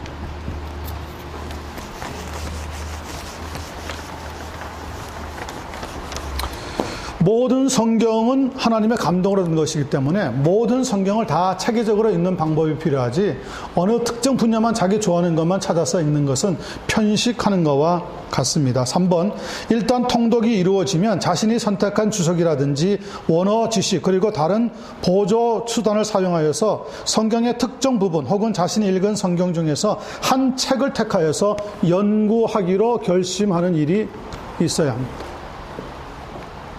네 번째, 중요한 겁니다. 한 가지 좋지 않는 습관이 있는데 단지 설교 본문을 찾기 위해서 성경을 읽는 설교자들이 있습니다. 다음 주에는 뭘 설교할까? 그래가지고 성경을 뒤져가지고 좋아하는 부분을 딱 찾아내서 그것만 수십 번 읽는 사람이 있습니다. 그것은 성도들을 위해서나 자기를 위해서 결코 좋은 방법이 아니라는 겁니다. 이것은 설교자에게서 치명적이고 또한 실제적인 위험이면서 유혹입니다. 하지만 성경 전체를 지속적으로 읽어나가다 보면 특별히 눈에 띄는 말씀 혹은 자신에게 부딪히는 말씀이라든지 자신에게 말을 걸어오는 말씀을 만날 수 있는데 그때는 읽기를 중단하고 그 말씀에 귀를 기울이도록 하라는 겁니다. 여러분이 처음에는 성경의 말씀을 찾아가지만은 조금 지나면 성경 말씀이 여러분을 찾아오는 것을 경험합니다. 왜냐하면 하나님의 말씀은 살았고 능력이 있기 때문에 한쪽 사이드 원웨이로만 읽지 않습니다. 하나님이 반드시 나에게 말씀을 걸어올 때가 있습니다. 야, 박 목사, 너 이 말씀 오늘 읽었지? 그 말씀처럼 살고 있느냐? 그 말씀대로 살려면 어떻게 해야 되느냐? 하나님이 딱딱 말씀을 걸어올 때가 있습니다. 그럴 때 자기의 영적인 성장이 확 이루어지는 거죠. 그렇게 하면 그 말씀에 귀를 기울이면 즉시 설교 거리를 제공해주는 말씀을 발견하게 되어집니다. 이것은 수십 년 동안의 목회 경험을 통해서 설교자로서 로이드 존스 목사님이 주고 있는 지혜인데 상당히 큰 도전이 되는 부분이라고 봅니다. 다섯 번째, 그렇게 해서 만나게 되는 말씀은 이미 메시지를 제시한 것이기 때문에 계속 읽어 나가려고 하지 말고 설교의 골격이 세워질 때까지 그 본문을 연구하도록 하되 혹시 잊어버릴 수도 있기 때문에 기록해 놓는 것이 좋습니다. 잊어버릴 수 있으니까 꼭 종이 위에다가 기록해 놓는 메모의 습관을 길러야 합니다. 이것이야말로 실제적인 차원에서 설교자에게는 가장 중요한 일이라고 할 수가 있습니다. 설교자의 준비 5번째, 영혼을 위한 독서입니다. For your spirit. 설교자에게 책 읽기도 중요한데 경건한 주석이 아니라 경건한 독서를 하는 것이 좋습니다. 설교자가 되면 신학생들 되었을 때는요, 자꾸 주석을 찾아보려고 합니다. 성경의 내용이 무언가 확인하고 싶어서. 물론 그렇게 하는 방법도 중요한데 그것은 맨 마지막에 여러분이 준비한 말씀과 성경 주석을 해놓은 분들과 얼마나 차이가 있는지를 살펴보는 것이고, 먼저는 여러분이 경건한 독서들을 많이 하셔서 자신의 영성을 넓혀야 됩니다. 경건한 주석을 권하지 않는 것은 다른 사람이 나 대신에 경건해 주기를 원하지 않기 때문과 같습니다. 그보다는 일반적으로 성경을 이해하고 즐기도록 하는 습관,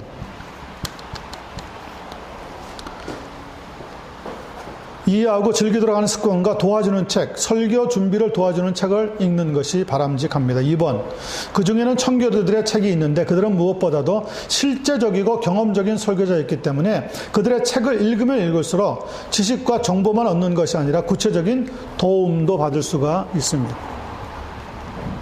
정말 청교도 목회자들은 목회를 하고 설교를 하신 분들이기 때문에 실제적인 도움을 그들이 남긴 글들을 통해서 우리가 얻게 되어집니다. 3번, 이거 중요합니다. 특별히 설교자가 과로하거나 마귀의 공격으로 심신이 지쳤을 때 신학 서적 읽는 것을 권하지 않습니다. 그것은 읽어봐야 그리 큰 도움이 되지도 않을 뿐더러 사실상 그런 책을 읽는다는 것 자체가 거의 불가능하기 때문에 그렇습니다. 설교자라고 해서 4번, 어려움을 겪지 않는다고 한다든지 혹은 온종일 행복하다고 하는 것은 사실이 아닙니다. 설교자도 똑같은 고민과 어려움을 만날 때가 있고 또 그렇게 삶을 살아갑니다. 다만 영적인 여정을 가다가 보면 반드시 통과하게 되는 여러 가지 상황이 있는데 그때 자신에게 적용할 수 있는 적절한 치료책을 찾아야 하는데, 적절한 치료책을 찾지 못하게 되면 잘못하면 더더욱 깊은 공경에 빠지게 되어집니다. 존 버년 목사님이 한 10년 동안 이런 영적인 디프레션에 빠져가지고 거의 설교를 못했다고 하지 않습니까? 목회자들도 우울증이 찾아와요. 아이, 목사님들이 성령 충만해야지 아니요. 그럼 목사님들이 왜 병원에 갑니까? 목사님들은 왜 수술 받습니까? 목사님들하고 해서 슈퍼 스피리추얼맨이 아니에요. 목사님들도 똑같아요. 다만 어떻게 문제를 헤쳐나갈 수 있느냐, 조금 더 한 발 앞서서 지혜롭게 보는 것이지, 설교자가 되었다고 목사 안수 받았다고 해서 그때부터 완전히 슈퍼맨이 된 건 아니란 말이에요.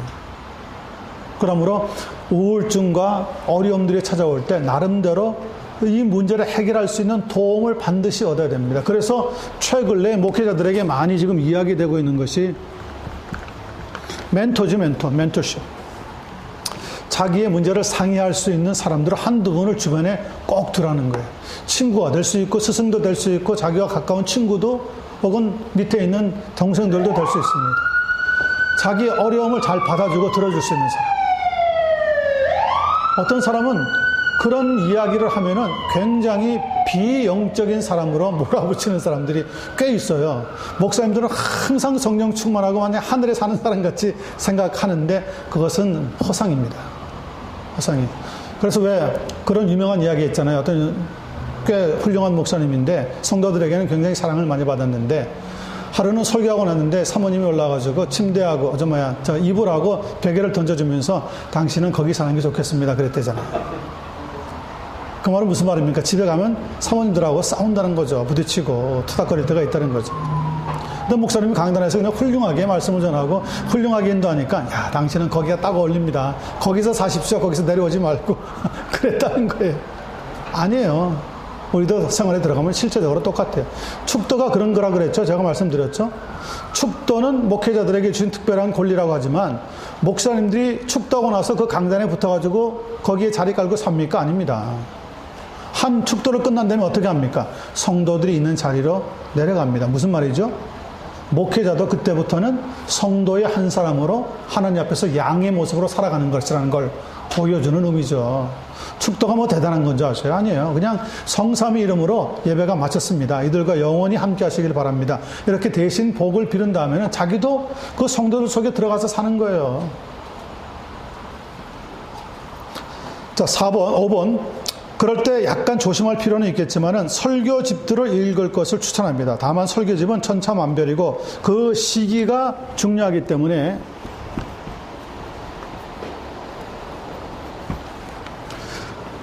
아무 때나 적혀있는 책을 찾지 말고 시기를 잘 골라서 책들을 찾아보아야 되는데요.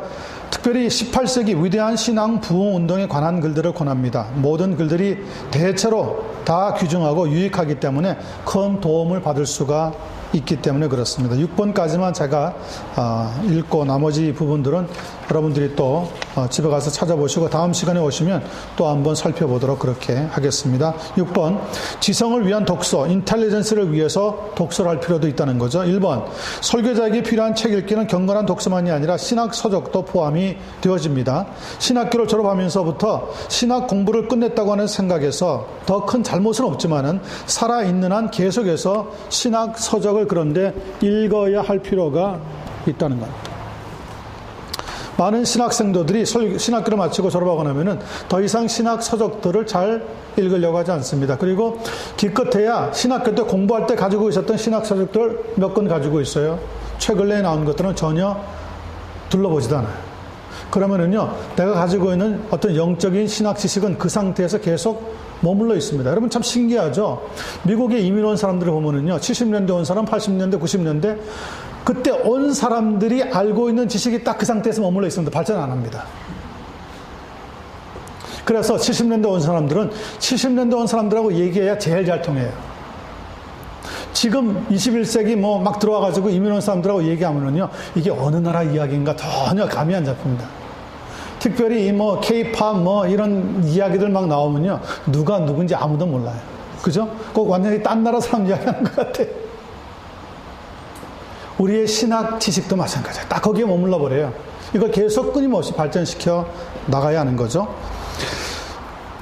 살아있는 한 계속해서 신학 서적을 읽을 때 중요한 저작들도 읽어 나가야 합니다. 2번, 교회서를 읽는 것 굉장히 중요한데 설교자는 하나님의 사람들이 쓴 일기라든지 그들에 대한 전기도 계속 읽을 때 특별히 설교자로 크게 쓰임 받은 이들에 대해서 읽는 것이 유익합니다.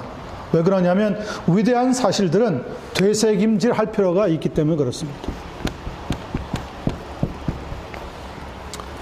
하나님 말씀 어떻습니까? 하나님 말씀은 되새김하는 거예요. 그게 묵상입니다. 묵상은 되새김하는 거예요. 계속. 3번, 신학과 철학에도 유행이 있어서 나타났다가 사라졌다 하는 경우가 있으니까 그 모든 변화를 숙지해야 하는 설교자들은 그런 점에서 변증하기 위해서라도 독서를 계속 해나가야 합니다. 변증.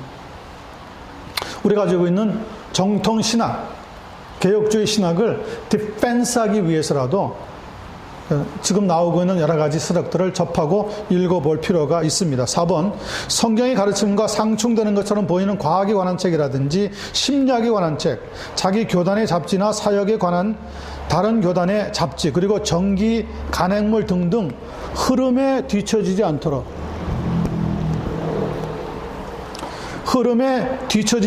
할 수 있는 한 최선을 다해서 다양한 책들을 읽어야 하는 것은 오늘날과 같은 정보의 홍수 시대에서 넘쳐나고 있는 신문이라든지 대중 잡지 혹은 SNS, 소셜 네트워크 서비스와 같은 것들을 통해서 나오는 말이라면 무엇이든지 믿을 준비를 하고 있는 순진하고 무지한 청중을 평가하는 일에 필요한 도움을 받을 수가 있기 때문에 그렇습니다. 그래서 저희가 신학교에서 공부할 때 교수님들이 그런 얘기 하더라고요. 설교자는 항상 한 손에 성경을 들고 한 손에는 신문을 들고 있어라. 신문은 세상에서 일어나고 있는 일반적인 하나님의 일들을 다루고 있다는 거죠. 성경이 하나님의 특별한 일을 다루고 있다면.